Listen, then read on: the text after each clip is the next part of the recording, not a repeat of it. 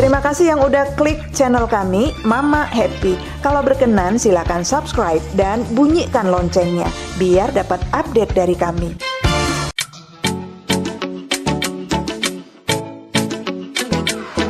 Assalamualaikum. Halo Mak, kami mau cerita ya Mak. Kali ini tentang Samijah, seorang perempuan buta huruf yang menikah dengan Giman dan dikaruniai 2 anak laki-laki. Karena kesulitan ekonomi, Samijah ikut suaminya merantau ke Tanah Rencong. Dan karena nggak bisa membaca, Samijah dibohongi oleh Giman, bilang SMS bosnya mengajak keluar kota. Padahal SMS dari perempuan selingkuhannya.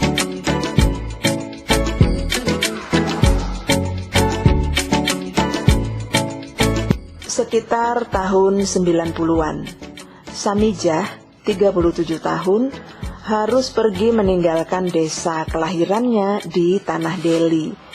Ikut Giman, suaminya, merantau ke Tanah Rencong, Aceh. Dia belum pernah punya pengalaman merantau, mengadu nasib di luar desanya.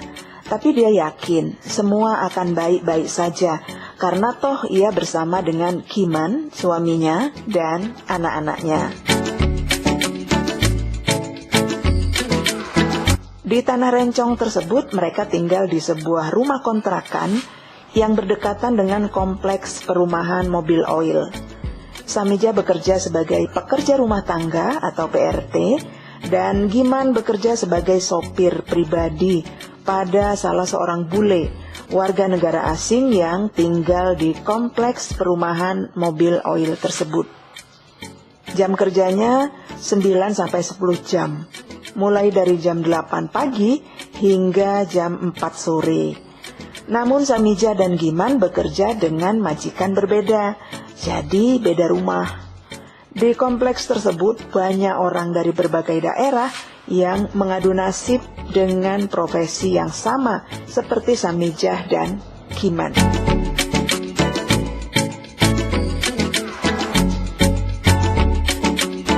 Pada 2 tahun pertama kehidupan mereka, semua berjalan lancar. Rumah tangga Samijah dan Giman damai dan terlihat bahagia.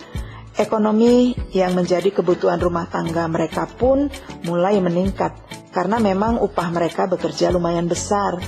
Kedua anak Samijah juga sudah mulai sekolah, walaupun harus repot kan Mak, mengurus kelengkapan surat-surat pindah dari kampungnya. Tapi semuanya dapat diurus dengan baik, lancar oleh saudara Samijah yang berada di kampungnya.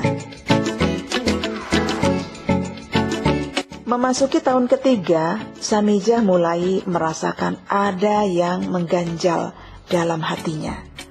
Samijah melihat tingkah Giman mulai berubah, tidak seperti biasanya. Giman mulai suka berdandan parlente istilahnya. Setiap hari Sabtu yang biasanya libur, Giman justru mulai banyak alasan untuk nggak pulang ke rumah. Dengan alasan diajak bosnya kerja ke luar kota. Hati kecil Samijah mulai curiga. Dia nggak percaya Mak, tapi nggak punya alasan kuat. Kenapa dia harus curiga? Karena Giman selalu menunjukkan pesan atau SMS dari HP-nya kepada Samijah. Giman bilang itu SMS dari bosnya yang memerintahkannya untuk bekerja ke luar kota. Samijah nggak berdaya jika Giman menunjukkan SMS dari HP-nya, karena Samijah nggak bisa baca, buta huruf dia kan Mak. Padahal pesan yang ditunjukkan oleh Giman bukanlah dari bosnya, melainkan dari seorang perempuan yang menjadi selingkuhan Giman. Kurang ajar juga ini ya, laki-laki ini. Hal itu terus berlanjut berbulan-bulan kemudian.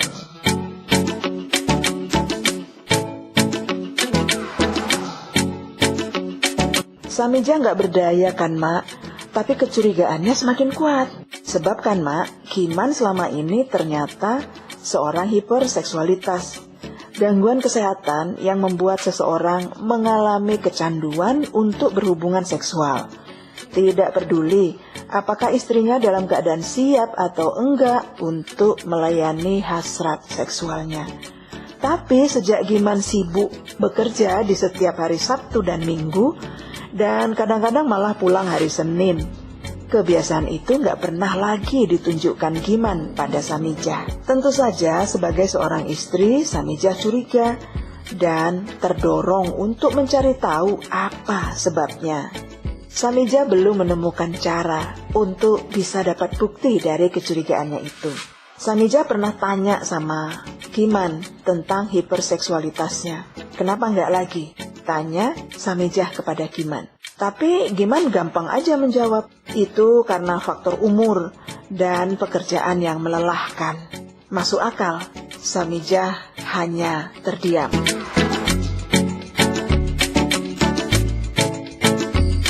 Hingga suatu hari Tuhan menunjukkan jawabannya.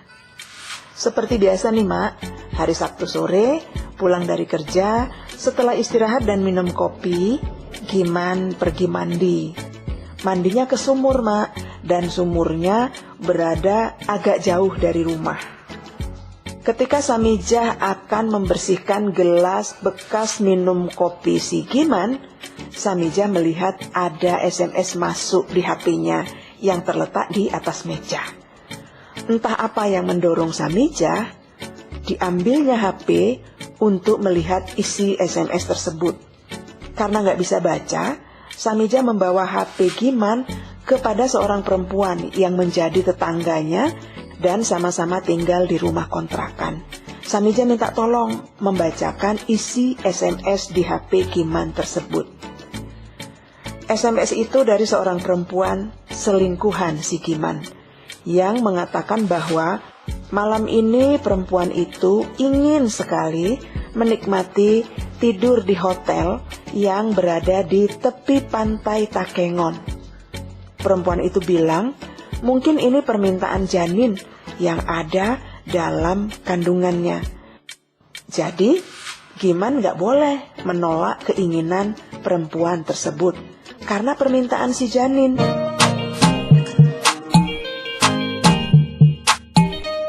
Seperti diberangus api, muka Samijah menahan marah dan malu setelah mengetahui isi SMS tersebut. Kebayangkan Mak, gimana rasanya? Perempuan tetangganya yang membacakan isi SMS tersebut juga ikut geram dan marah pada Giman. Ia memeluk Samijah dan menyarankan untuk tetap bersabar.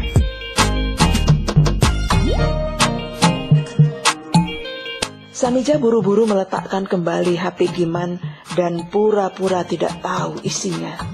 Samijah menahan denyut di dadanya yang terasa sangat sakit, sangat ngilu.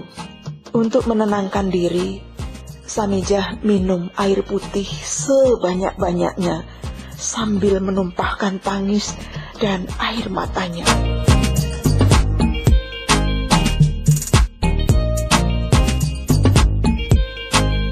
Tak lama kemudian Giman menyelesaikan mandinya dan terlihat terburu-buru memeriksa serta membaca isi pesan di HP-nya. Samijah terus memperhatikan tingkah Giman dari pintu dapur sambil menahan rasa geram dan marahnya. Dia menghapus air matanya. Lalu seolah tidak bersalah, Giman membawa HP dan berjalan ke dapur menemui Samijah. Seperti biasa, Giman menunjukkan isi pesan SMS tersebut sambil mengatakan pada Samijah bahwa kali ini bos mengajak Giman untuk mengantar tugas ke luar kota.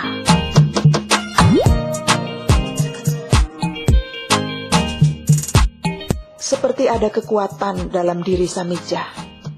Ia menatap tajam pada Giman dan mengatakan akan segera menyiapkan pakaian yang akan dibawa Giman. Kusiapkan dulu pakaianmu ya Bang. Mau berangkat jam berapa? Tanya Samijah. Habis maghrib aja dek. Aku baru balik hari Senin ya. Jawab Giman tersenyum jahat. Samijah diam tak menjawab.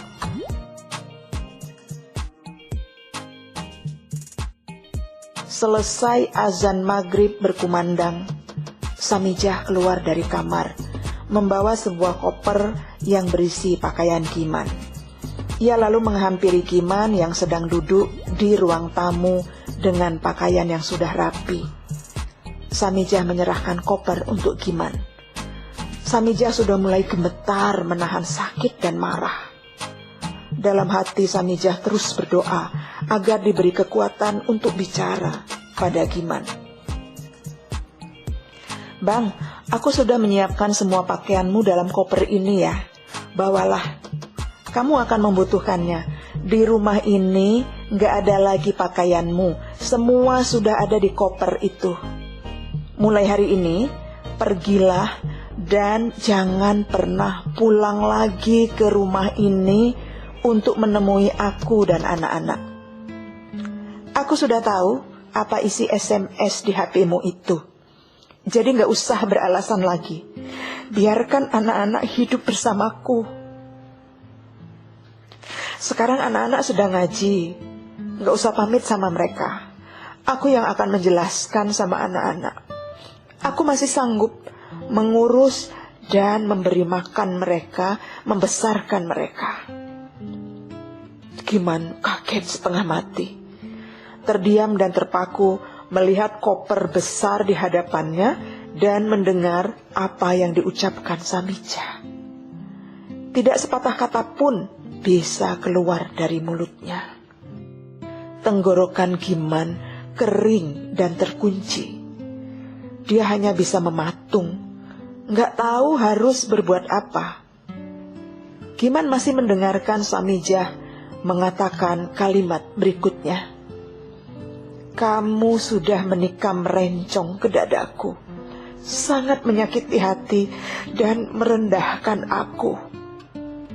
Selama ini kamu ternyata membodohi aku karena aku gak bisa baca.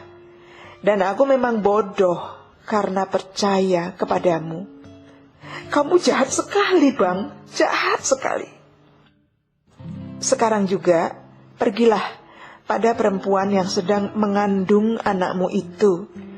Pada permintaan janinmu ingin tidur di hotel tepi pantai. Aku akan segera mengurus perceraian kita dengan talak 3 padamu. Hubungan kita selesai di sini."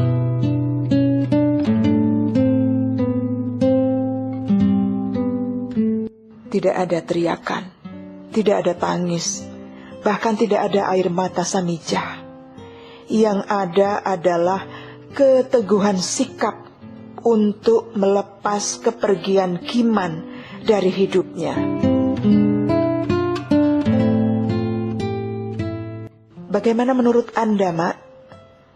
Kasih komentar ya, Mak. Oke, Mak, itu dulu cerita dari kami. Beritahu kami kalau Anda menyukainya. Tekan subscribe, tekan juga tombol loncengnya supaya Anda mendapat update dari kami. Kalau ada cerita menarik yang ingin Anda bagikan, hubungi kami dan kami akan mengisahkannya untuk Anda semua. Terima kasih.